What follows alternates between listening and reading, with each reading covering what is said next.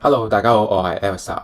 今日咧想同大家去分享一個嘅消息嘅，就係關於呢個派幣上架幣安。咁事關啊，喺幾個月之前，幣安就搞咗一個投票啦，就係關於呢個嘅派幣是否可以上架一個幣安。咁咧有呢個80%通過嘅。咁點知啊，等咗半年嘅寂寞，大家有冇諗過點解？到底係唔係派幣唔得，定係幣安嘅問題？咁首先講講呢個嘅幣安 CEO。上架咧，最近講到呢個嘅上架嘅標準，有幾個嘅重點嘅幣安上幣嘅潛規則。咁唔好以為啊，派幣投票係玩玩下嘅。咁其實咧，CC 早排就講咗啦，好嘅項目係唔使俾錢上幣嘅，交易所會搶住要。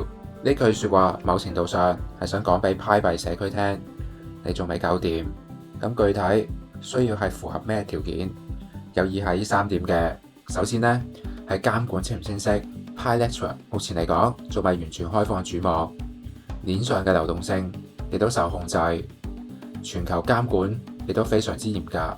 Binance 有機會係怕嘢麻煩，你諗下，佢之前俾美國罰過大錢，大陸市場亦都唔夠膽掂。Pi 幣嘅用戶遍及全球，佢自然就唔夠膽亂嚟啦。第二樣嘢就係技術要夠穩陣，去中心化交易所 DEX 仲未搞得掂，而家咧仲係測試網。連掘幣嘅積分遷移到呢個主網，到呢個 wallet 都未搞得掂。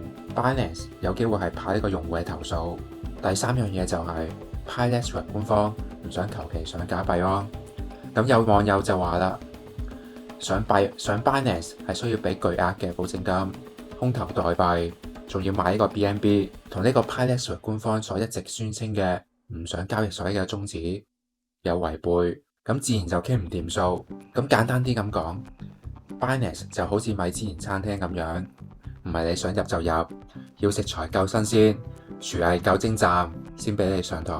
咁而家 Picoin 就好似未熟嘅芒果，食落去有苦味，餐廳就自然唔夠膽擺上嚟啦。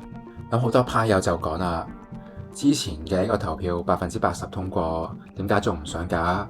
Binance 係呃人嘅。咁其實咧就唔應該完全賴晒 Binance 嘅。咁當初2月份嘅時候，派幣宣布呢個嘅主網，Binance 搞呢個投票，實際上咧佢嘅用意只不過係拉流量，去搞曝光，去睇下 Pi Network 嘅社區有幾勁，吸引大家去註冊 Binance。咁投票之後 ，Binance 發現咗，但係投票之後 Binance 審核發現 Pi Network 嘅代幣仲有好多鎖住咗，釋放機制又唔係透明。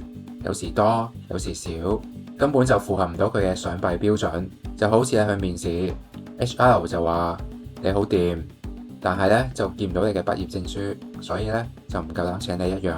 咁其實Binance 有好多地方做得唔好，就好似利用完大家一樣咁樣，吸引咗大家去註冊，但係咧就唔話俾大家聽上唔上架。咁 Pi Network 其實到而家仲有冇得玩？咁其實咧 Pi Network 並唔係水貨，只不過而家仲未夠熟。佢最近先搞完一個 hackathon， 而家仲話要測試呢個 DEX。而家目前嚟講仲未完全去中心化，流動性又未夠晒，監管亦都未清晰。假設 Pi Network 搞掂晒以上所有嘅事項，咁我認為上架幣安只不過係隨時嘅事嚟嘅啫。不妨留意以下呢幾樣嘢。第一樣嘢就係呢個 DEX 測試成點，第二樣嘢就係呢個代幣釋放機制，第二樣嘢就係呢個代幣釋放機制透唔透明。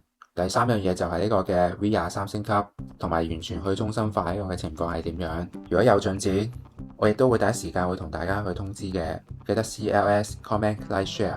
我哋下條片會同大家講更加多嘅 Pi Network 嘅最新消息。